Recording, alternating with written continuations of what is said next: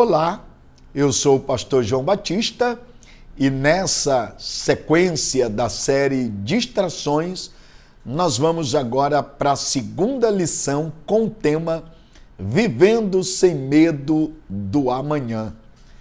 Essa é a nossa temática desafiadora, vivendo sem medo do amanhã. E o texto que vou utilizar como base textual está na carta aos Filipenses, capítulo 1, a partir do versículo 19 ao 21, onde está escrito: Porque estou certo de que, pela súplica de vocês e com a ajuda do Espírito de Jesus Cristo, isso resultará em minha libertação. Minha ardente expectativa e esperança é que em nada serei envergonhado, mas que com toda a ousadia, como sempre, também agora, Cristo será engrandecido no meu coração, quer pela vida, quer pela morte, porque para mim o viver é Cristo e o morrer é lucro. Vivendo sem medo do amanhã. Depois de apontar que nós precisamos viver na perspectiva de Deus, o apóstolo Paulo, nesse texto que lemos, e sobretudo nessa segunda lição, Paulo agora revela que vive o presente sem medo do futuro.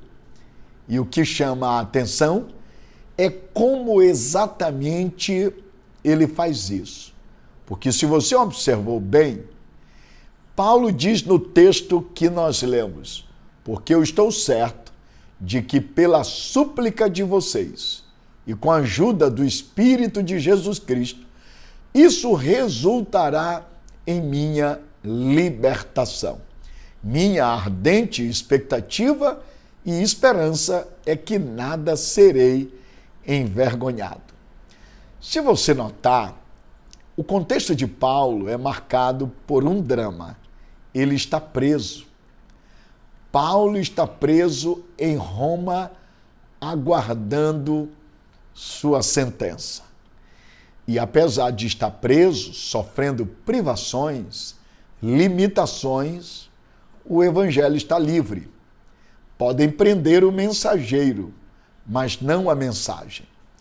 E o que chama a nossa atenção, e estou tomando como ponto de partida, é que apesar de Paulo estar preso numa circunstância tão difícil por causa do evangelho, ele escreve essa carta instruindo a igreja de Filipos a viver na perspectiva de Deus.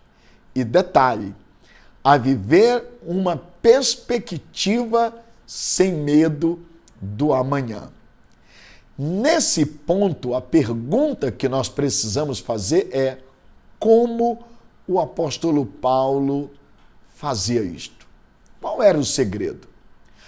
Como exatamente podemos viver o hoje sem medo do amanhã, exercendo uma liderança na perspectiva de Deus? Bem, eu chamo a sua atenção. Primeiro princípio que o apóstolo Paulo nos ensina é que nós devemos olhar a vida com os olhos de Deus. Eu vou repetir. Nós precisamos olhar a vida com os olhos de Deus. Notem vocês que o apóstolo Paulo está preso, aguardando o seu julgamento.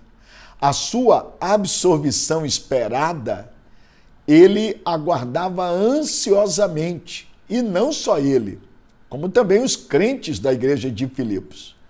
Mas sua condenação por parte do imperador romano, que era Nero, era uma dolorosa possibilidade. Assim pensavam os crentes da Macedônia. No entanto, mesmo preso em Roma, algemado a um soldado da guarda pretoriana e aguardando uma sentença que poderia levá-lo à morte, Paulo transborda de alegria e encoraja a igreja de Filipos a viver do mesmo jeito. Esse é o ponto central. Paulo faz isso porque a sua segurança decorre de 3 fatos. Vou dizer para você o primeiro. Ele olha para o passado sem amargura no coração. Ele sofreu perseguição, açoites, prisões, acusações levianas, privações, naufrágios, fome e frio. Mas ao computar todas as coisas, disse que elas contribuíram para o progresso do Evangelho. Dá para você entender isso? Paulo está olhando a vida com o olhar de Deus. E na qualidade de líder, saiba que você enfrentará muitos desafios. Eu sei que a sua liderança é marcada por obstáculos.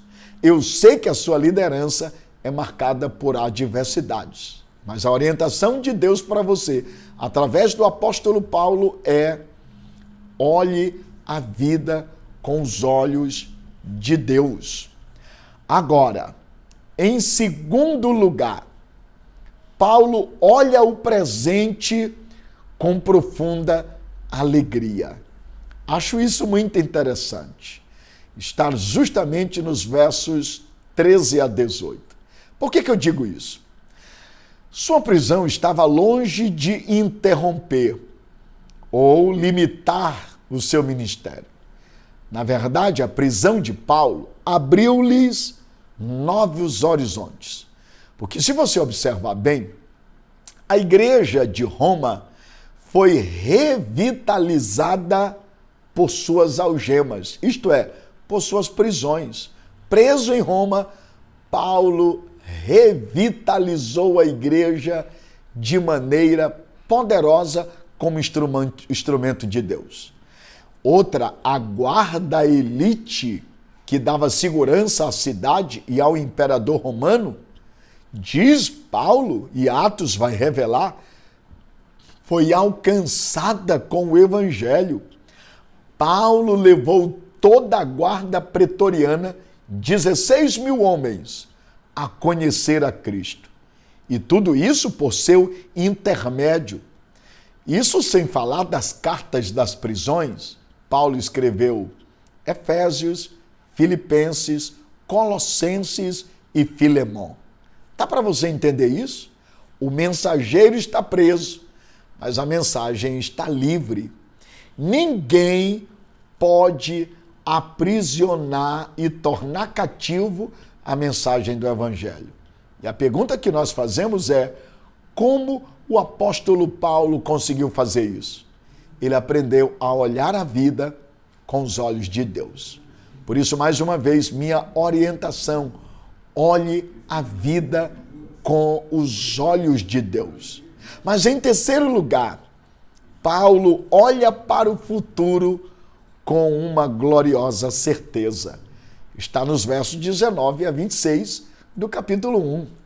Nesse aspecto, eu estou definindo para você por que Paulo ele vive o presente sem medo do amanhã. E ao mesmo tempo estou ressaltando que tanto você quanto eu, nós, na qualidade de líderes, não podemos nos deixar amedrontar-se pelos desafios que nos aguardam. Por isso, vivamos o presente sem o medo do futuro, sem o medo do amanhã. Dito isto, Paulo ainda revela a segunda razão do porquê ele vive o presente sem medo do futuro. Primeiro, sabe olhar a vida com o olhar de Deus, porque olha para o passado sem amargura. O que é mais interessante, olha para o presente com profunda alegria e, em terceiro lugar, olha para o futuro com uma gloriosa certeza. Mas a segunda razão é que Paulo olha a vida pela ótica dos irmãos. E aqui eu quero fazer uma aplicação prática na sua vida e que vai ajudar muito na eficácia da sua liderança para que você exerça uma liderança dinâmica, cativante, acolhedora, relevante, influenciadora e impactante que venha ajudar na transformação de pessoas. Escute o que diz o texto. Mas por causa de vocês, e mais necessário que eu continue a viver. E convencido disto, estou certo de que farei e permanecerei com todos vocês para que progridam e tenham alegria na fé. Dá para vocês notarem, Paulo está preso, e se você ler o capítulo 1 da carta aos Filipenses, Paulo vai revelar que ele tem o desejo de partir e estar com Cristo. Mas por causa da igreja de Filipos, ou seja, por causa da obra de Deus, ele preferia ficar. Dá para você notar o quanto Paulo amava essa igreja? E o quanto ele era comprometido com os seus liderados?